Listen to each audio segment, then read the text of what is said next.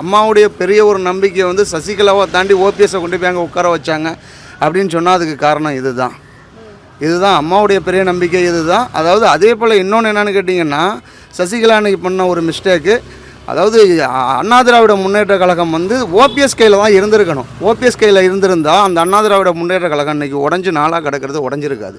எடப்பாடி கைக்கு போகாமல் இது வந்து ஓபிஎஸ் கையிலே இருந்திருந்தால் இன்றைக்கி கட்சி ஒற்றுமையோடு இருந்திருக்கும். அவர்கிட்ட இதை ஒப்படைக்காததும் அவங்க மேலே ஒரு பெரிய மிஸ்டேக்கு.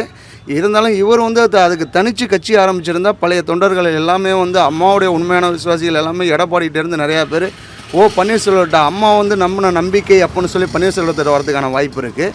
அதை பண்ணியிருக்கலாம். இவர் வந்து இப்போ பண்ணது பெரிய ஒரு மைனஸ், அம்மாவுக்கு பெரிய இழப்பு, பேரிழப்பு, அதுங்கிறதோட பெரிய துரோகம். அதிமுக எப்படி இருந்ததோ அதை சுத்தமாக சுக்குநூறாக உடஞ்சி இப்போ ஒன்றுமே இல்லாத ஒரு கட்சி ஆயிடுச்சு. அதுக்கு இவர் பண்ணது பெரிய ஒரு தப்புன்னு தான் சொல்லலாம். தனியாகவே கட்சி ஆரம்பிச்சிருக்கலாம் அவர் அதுக்கு.